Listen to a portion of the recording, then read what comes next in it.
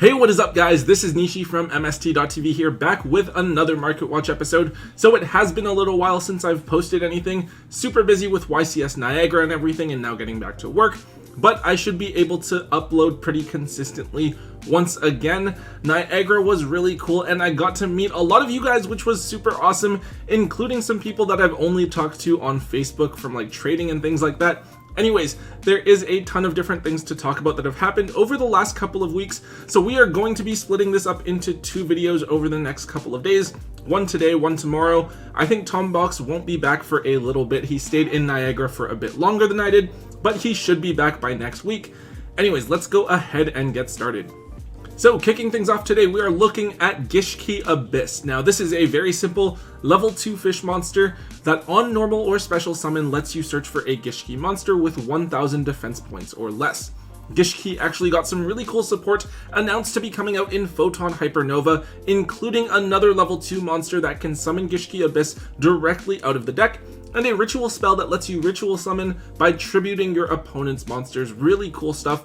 Now between this card and Gishki's Shadow, you can basically search for almost anything in the Gishki deck, so it's super consistent, and while the deck probably isn't going to be top tier, it is definitely a much more viable strategy once the new support comes out. However, of course, this has caused Gishki Abyss to jump up in price. The DT printings have gone from being down at $2 before to now being a $14 card each, and the supers have also gone from $1 all the way up to $5 apiece. Definitely some noticeable price jumps, but they should have been easy to see coming once the support was announced, since these are the only two printings of the card. Now, as usual, we should expect this card to cool down a bit between now and when the support is actually available here in the TCG. So if you don't want to play the deck yourself, it just might be better for you to offload them while there is this initial wave of Gishki hype. There is a good chance also that some Gishki cards are going to get reprinted closer to the set's release anyways, and you guys will definitely want to capitalize on that by moving this card as soon as possible. Next up, let's take a look at Runic Tip. So Runics are a relatively new strategy just coming out in Tactical Masters, and they're definitely a lot different from other archetypes. They consist mostly of quick play spells, and their win condition is decking your opponent out. Definitely an interesting archetype. Basically all of the spells are a toolbox of different things that also banish cards off the top of your opponent's deck. So originally I think people looked at this deck strictly being pure or combining it with Sky Strikers like they did in the OCG. However, interestingly enough, the deck has gotten hyped up recently, being combined with the two existing best decks of the format, Sprite and Tier Limit. Now for sprites, we have Hugin, the extra deck monster, being a level 2, so you can special summon it out and it potentially allows you to special summon sprites out of your hand, while at the same time, the engine provides you with the potential for draw power through the field spell and multiple ways to interrupt your opponent. With Tier Limits on the other hand, it's very similar, right? But where you can mill runic cards with your Tier Limit cards and then put the milled runic cards back into your deck with the field spell and then draw several cards as a result. Super interesting strategy. I don't think we saw too much of either of these at the top cut at YCS Niagara, but it's definitely something that a lot of people were hyping up. And over the weekend, Runic Tip was actually bought out. This card was down at around $25, maybe $30. It jumped up to being about $60 to $65 on that Saturday night, Sunday morning. But in just a couple of days after the event, it is now back down to $40 a piece. With the collector's rare as well, they were down at around $70. They are now up at almost the $120 mark, which is just insane. Now moving forward, it will be interesting to see if Runics are able to find competitive success as an engine. If they are, then maybe we should expect the price to remain fairly steady, maybe even continue to trend upwards a bit more. Either way, it is a brand new engine with a lot of untapped potential, especially given that we have a new ban list coming out fairly soon. So this might just be an engine to try and grab within the next couple of weeks if you can grab them at a good enough price. So the next card is an odd little one. It is Epiria. This is a level 2 reptile with a very simple effect. When it is summoned, you get to draw a card. So we just briefly talked about Runic Sprite, and Epiria is actually a card that helps the strategy out a lot. As a level 2 monster, it naturally makes your Sprite monsters in hand live, but with Sprite, this means that you are drawing into more hand traps, and if you're playing the Runic engine, that's also potentially other cards that you can activate from your hand. So you're just maintaining advantage through these additional interruptions, or even potential follow-ups for during your next turn. Now, because Epiria triggers on summon, you even get the draw if you summon it during your opponent's turn with the effect of Sprite Elf, which just feels really free.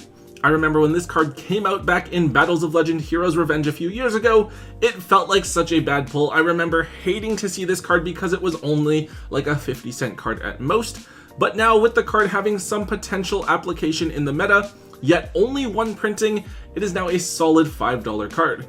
It did come out a few years ago, so it definitely will be on Konami's reprint radar within the next couple of reprint sets, especially if it starts to see play, but it's a cool tech card nonetheless for those of you that are wanting to try something new in your Sprite builds.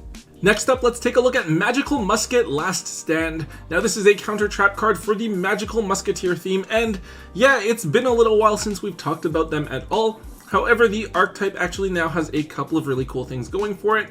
They are receiving some indirect support through the release of a card called Link into the Vrains, a new spell card coming in the 2022 Megatins, which lets you summon a monster from your hand but with its effect negated, and then immediately after you have to Link summon with it, but it stops your opponent from negating or responding to the summon of the Link monster.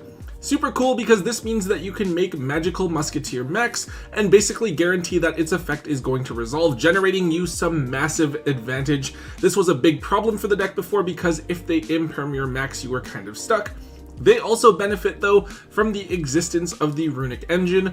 Before, if your opponent negated your Musketeer with something like an infinite impermanence, then you couldn't really do anything, right? But with the Runic engine, you can still activate cards from your hand if your Musketeer effect is negated, so you can still defend yourself and potentially interrupt your opponent.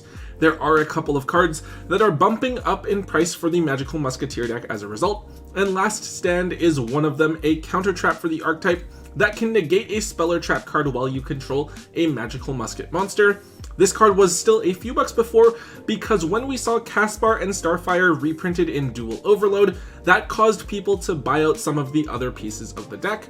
But nevertheless, it still has just one printing and has doubled from $5 to now being over $10 each. Just something to keep an eye on for now. I personally think that the card is a bit too expensive. I wouldn't want to buy into them myself, just in case it gets reprinted. If you want to try the deck out, maybe you can consider grabbing a couple of copies for yourself to use, but this is definitely a card that you should be looking to sell rather than buy. Alright, so this is potentially the most random card we've ever looked at on Market Watch ever. It is Skullmarked Ladybug. I do want to give a shout out here to Joe and Dallas from the side deck. They were vending at YCS Niagara, and they told me about this card. They're also just like super cool, really chill people that I enjoyed talking to. They actually told me about this card while they were vending because people were asking them for it. I think Triff actually did use this card in his Tearlament side deck as well. Basically, when this card is sent to the graveyard from anywhere, you gain 1000 life points. And of course, this is being side decked because of the new time rules, because you can either randomly mill it with a Tearlament monster or dump it using the effect of Curious, and it puts you up by 1000 life points, which is a bigger difference than Gaga Cowboy's 800 life point burn.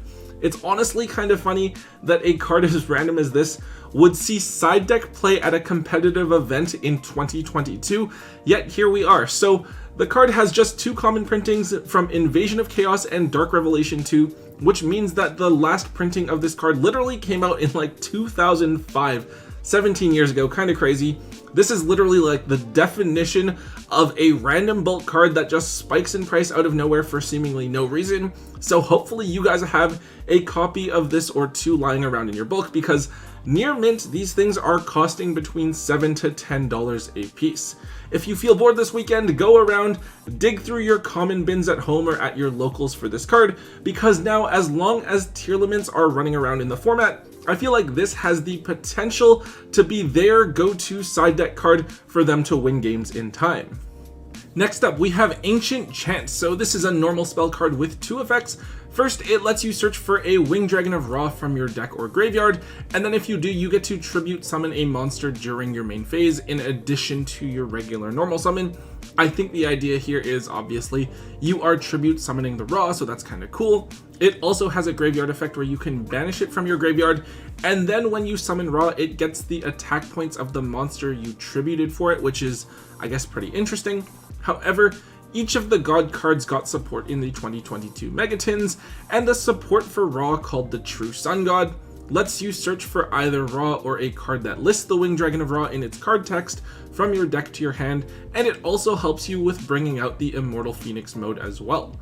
Overall, I don't think that the cards are too viable at all. They're definitely more of just like a for fun, decent support for an iconic card from the anime.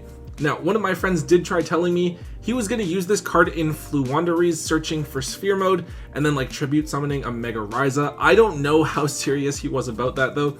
Anyways, Ancient Chant has just one printing from the legendary duelist set Rage of Ra. This was a pretty underwhelming set, to be honest.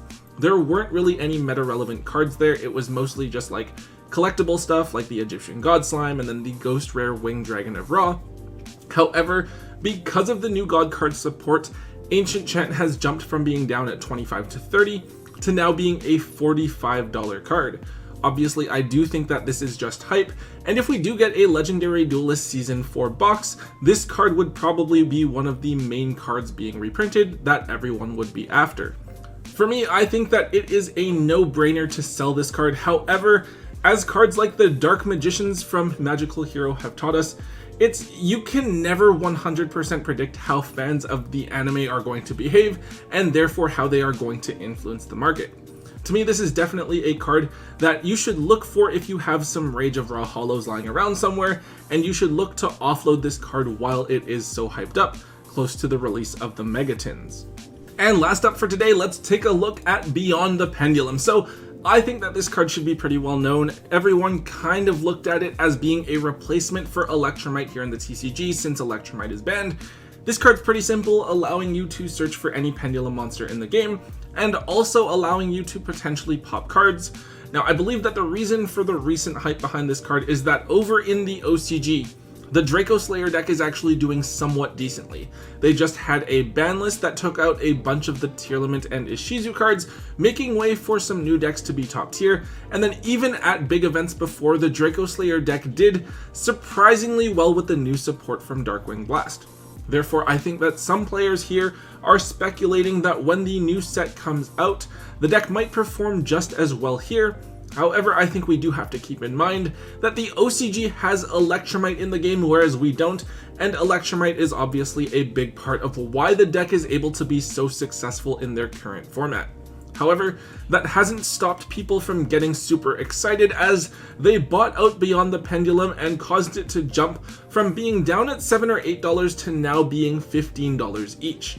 Personally, I'm not a big fan of the whole ban list speculation thing. Like, I don't buy into Maxis or Masterpieces or Electromites regularly unless they are part of a collection that I'm buying and they happen to be in there. It's up to you guys, and if you want to take the chance on Electromite coming off the list and making Pendulums great again. But as we've seen over the last several lists, I think that people just get their hopes up and end up disappointed, right? And without Electromite or some newer, stronger Pendulum support, the Draco Slayer deck just isn't going to be as viable here in the TCG. Alright guys, that is it for today's episode. It is great to be back. I'm so glad to finally be bringing you guys some regular Market Watch content once again.